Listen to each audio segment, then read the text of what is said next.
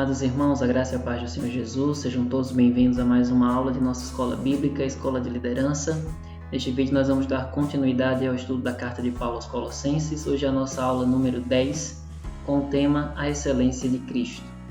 Se você tem acompanhado as aulas até aqui, nós já nos debruçamos nas últimas 6 aulas, e com essa será a 7ª, sobre alguns atributos de Cristo, sobre alguns detalhes que Paulo traz nessa carta aos Colossenses, sobre quem Jesus é, sobre a extensão da sua obra. E finalizaremos hoje o estudo do texto em que Paulo traz uns últimos aspectos a respeito da pessoa e da obra do Senhor Jesus. Por isso, encerramos essa série de estudos dessa primeira parte da carta sobre a pessoa de Jesus com esse tema, a excelência de Cristo. Nós estaremos tendo por base no nosso estudo hoje o trecho que vai do capítulo 2, do versículo 8, até o versículo 23, toda a conclusão do capítulo 2. Mas aqui nos nossos slides nós estaremos nos atendo especificamente entre o texto do versículo 8 até o versículo de número 15. Nós vamos ver que Paulo, nesse momento da carta, ele vai retomar, na verdade, alguns conceitos sobre a obra do Senhor Jesus, quem é Cristo, e vai finalmente então acusar, denunciar, digamos assim, os problemas doutrinários dos quais nas últimas aulas a gente tem sempre falado, que é o pano de fundo da carta de Paulo aos Colossenses, aquela heresia de que os crentes deveriam buscar mediação espiritual com base em cultos a anjos, em usos e costumes ou em normas religiosas para que pudessem obter o favor de Deus, que deveriam não comer algumas coisas, não frequentar alguns lugares, fazer isso ou não fazer aquilo. Isso levaria eles a terem uma experiência com Deus. E Paulo vai rebater isso, falando que uma vez que a nossa vida está em Cristo Jesus, essas coisas já não são mais necessárias. E o texto começa, e eu queria chamar a atenção para esses 3 primeiros versículos, em que ele diz: tenham cuidado para que ninguém os escravize a filosofias vãs e enganosas, que se fundamentam nas tradições humanas e nos princípios elementares deste mundo e não em Cristo. Pois em Cristo habita corporalmente toda a plenitude da divindade, e por estarem nele, que é o cabeça de todo poder e autoridade, vocês receberam a plenitude. De maneira que ao longo do restante do capítulo 2 dessa carta, nós vamos aprender, de fato agora, pegar alguns detalhes sobre a problemática que envolvia a igreja de Colossenses. Quando ele coloca no texto que os irmãos deveriam ter cuidado para não serem escravizados por filosofias vãs e enganosas, por tradições humanas, por princípios elementares desse mundo, ele está mencionando aqui as heresias, os falsos ensinos que os falsos mestres estavam trazendo à igreja de Colossos. Então, em que se baseavam esses falsos ensinos? Quais eram os comportamentos que estavam havendo ali? Quais eram os ensinos que estavam tentando se infiltrar na igreja? Primeiro, no caso, a ação de falsos mestres que queriam trazer tradições humanas, que condenavam os crentes, como a gente colocou aqui antes, por usos e costumes, por fazer algumas coisas ou não fazer. O versículo 21 fala para que eles não manuseassem algumas coisas ou não tocassem em alguns objetos, utensílios, ou não comessem alguns alimentos. Eles ensinavam o culto a anjos, e a insistência em visões espirituais. No meio desse culto, essas hierarquias angelicais ter então as suas experiências místicas do ponto de vista individual, do ponto de vista muito subjetivo, o que era pregado. Eles traziam então, no meio dessas filosofias, falsos princípios de vida. O texto fala das tradições de homens, que é uma condenação, por exemplo, à tradição dos iniciados. Só poderia ter acesso à divindade algumas pessoas mais espirituais que outras. Paulo chama esse tipo de ensino, essa filosofia aqui, além de vã, como rudimentos do mundo, como sombras das coisas que haviam de vir. Nós bem sabemos que haviam preceitos no Antigo Testamento, na lei de Moisés, que apontavam para Cristo, o próprio sacrifício dos cordeiros, a própria estrutura do santuário, os utensílios do santuário, alguns ritos e cerimônias apontavam para Cristo Jesus. mas elas eram sombras das coisas que haviam de vir. E uma vez que Jesus já havia vindo ao mundo, né, o Verbo se encarnou, elas já não eram mais necessárias, elas já não deviam mais ser observadas, porque elas eram imperfeitas e o perfeito já havia vindo. Então não havia por que se manter apegado a elas. Paulo denuncia esse tipo de espiritualidade como baseada em uma falsa humildade e como reflexo de uma mente carnal que causava desunião na igreja, né? No versículo 19, ele aponta essa consequência, né? Os irmãos estavam sendo divididos, afinal de contas o corpo estava sendo dividido, né? Uns que achavam-se mais espirituais do que outros, com privilégios, digamos assim, né? Essa religiosidade era baseada no culto de si mesmo, numa falsa humildade, num rigor ascético, né? de achar que a materialidade, né? Isso que é concreto aqui, a carne, digamos assim, não serve para nada, a gente deve pensar só nas questões espirituais, né? Então é uma falsa humildade, na verdade. Deus tem planos, né? E trabalha na nossa vida tanto no espiritual quanto no material, né? E tudo isso com o falso objetivo de alcançar um nível superior, né, o mais elevado de espiritualidade, mas Paulo diz que na verdade tudo isso é sensualidade, é inútil contra o pecado e nada faz em prol da verdadeira vida com Deus, né? Ou seja, não tem benefício algum esse tipo de prática. E aí ele vai agora, nos versículos 9 até o versículo 15, ele vai agora trazer mais uma vez um novo hino cristológico, um novo hino cristocêntrico, né, exaltando a pessoa de Jesus e sua obra como, de fato, uma base firme, uma base sólida da parte de Deus para a nossa vida espiritual. E ele começa, então, mostrando que Jesus é excelente, né, por causa de sua divindade. O versículo 9 diz: em Cristo habita corporalmente toda a plenitude da divindade. É um texto claro, não tem problemas de tradução aqui, não tem dúvidas, né, a respeito da exegese do texto, do sentido do texto. O texto é claro.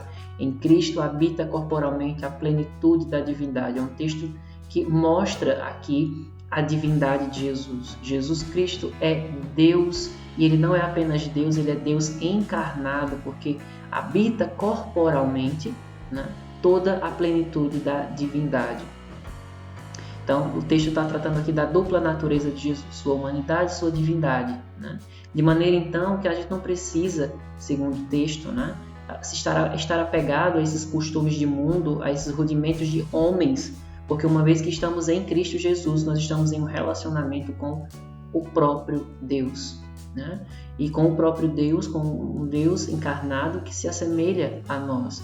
E a Bíblia, no livro de Hebreus, inclusive, em pelo menos duas passagens, no capítulo 2 e capítulo 4, vai falar que graças a essa identificação de Jesus como homem, né, ter se feito homem como nós temos nós temos o benefício da intercessão de Cristo Jesus, né, diante do trono de Deus, porque Ele se compadece de nós, porque Ele se identificou conosco, Ele sabe as nossas fraquezas, as nossas limitações, e sendo Deus, Ele tem poder suficiente, Ele tem todo o poder para nos livrar, para nos abençoar, para nos guardar, para nos preservar em meio a todas as dificuldades dessa vida, em meio às tribulações e dificuldades que a gente tem, que nós passamos. Então o texto está deixando claro, se Jesus é Deus, por que eu vou me contentar com tradições humanas, né? Se o próprio Deus falou a nós e deixou a sua palavra a nós, por que eu vou me desvirtuar indo atrás de conselhos humanos, né? Além disso, não só do ponto de vista de que Jesus é Deus, 100% Deus, 100% homem, mas ele também é pleno, né? Cristo cheio da plenitude da divindade, né? O texto está trazendo isso aqui. Nele habita toda a plenitude da divindade, nada falta a ele, né? Não há ausência, não há limitação, não há, de fato, essa ideia de incompletude, né? Ele é Deus e Ele é Deus perfeito, tem tudo que é necessário para ser Deus, tem tudo que é necessário para ser o nosso Salvador, preenche todos os requisitos necessários para ser o nosso mediador, para ser o nosso sacerdote, para interceder diante de nós, por nós diante de Deus. Ele preenche todos os requisitos que o Pai colocou, né, para que alguém pudesse finalmente nos livrar da condenação do pecado. Ele foi perfeito, sem pecado, santo, puro, né? E por causa de toda a sua plenitude enquanto Deus, enquanto homem, sua retidão, sua obediência ao Pai, sua submissão, né? Em tudo isso ele foi pleno e graças a Deus por isso, né? Os colossenses então não precisariam de fontes suplementares de graça. Eu não preciso adorar a anjos, eu não preciso seguir preceitos de homens, eu não preciso seguir orientações meramente de líderes que se dizem espirituais. O meu líder sobre todos os líderes é Jesus Cristo. Cristo não é só suficiente em todo o propósito de Deus, como a gente já viu no capítulo 1, versículo 18, mas ele é completo em tudo que o caracteriza como Deus. Ele fez tudo o que o Pai determinou dentro do plano da salvação, dentro do plano da redenção das nossas almas, né, no que diz respeito à nossa salvação, a termos a esperança da vida eterna, em termos alguém que pudesse morrer em nosso lugar, pudesse de fato fazer um sacrifício perfeito. Ele cumpriu com tudo isso, mas ele não só cumpriu com todas as exigências, como ele é perfeito e completo em tudo, enquanto Deus e enquanto homem. Né? Louvado seja Deus, porque como eu já disse, graças a esses atributos do Senhor Jesus, nós temos uma base firme, um intercessor sólido para as nossas vidas. Mas o texto segue nos versículos seguintes. Aqui tem um resumo compilado dos versículos de 11 a 15. Algumas partes foram omitidas para caber melhor no slide, mas as partes principais estão destacadas aí. Jesus é excelente para a nossa vida porque ele tem, por causa do seu poder vivificador. O texto vai fazer menções a ideias do Antigo Testamento, né? A ideia da circuncisão, a circuncisão que era um ato externo, né, de uma aliança do povo com Deus, né, com os homens. Isso marcava essa ideia da aliança, né? Fala aqui da ideia, né, de que nós devemos, a verdadeira aliança com Deus, ela não se baseia em um mero acordo humano, né, ou ela não está baseada em mera obediência vazia. A nossa aliança com Deus, ela não é garantida por nós, ela é garantida por Jesus Cristo. Então o texto, Paulo está lembrando aos crentes de Colossos que eles foram circuncidados em Jesus. A Bíblia até fala que não é a circuncisão da carne, né, que importa, é a circuncisão do coração. E essa circuncisão do coração, conforme o livro de Romanos, ela é feita por meio da fé em Cristo Jesus. Então Jesus é a base real, sólida, né? Imutável, inabalável, na qual nós podemos depositar a nossa fé e de fato crermos que temos uma aliança com Deus por meio dele e unicamente por meio dele, já que ele é o único perfeito e o único capaz de preencher as exigências do Pai.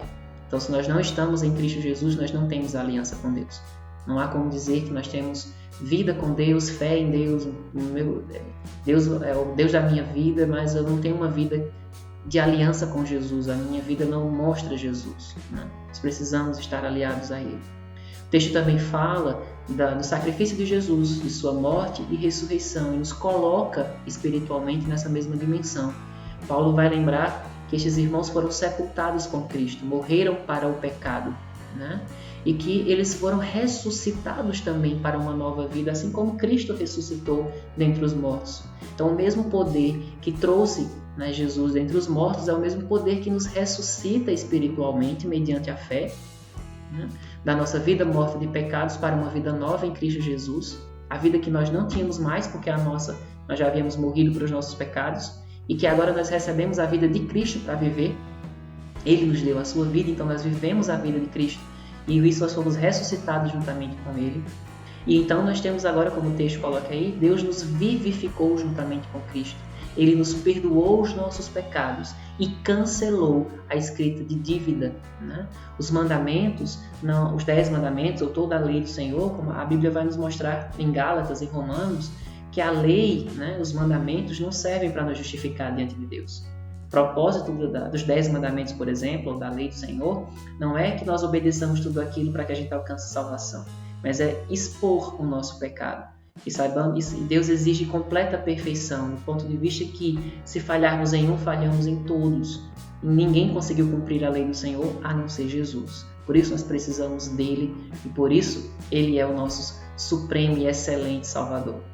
E aí então, ao vencer na cruz, ao cumprir com todo o propósito de Deus e sendo perfeito para fazer isso, excelente para fazer isso, todo aquele escrito de dívida, toda aquela condenação que era sobre nós, ela é então rasgada, ela é cancelada, louvado seja o nome do Senhor. E com isso, todas as hostes infernais do diabo e seus demônios, e sua legião em quem ele caiu junto, já não podem mais nos acusar de nada.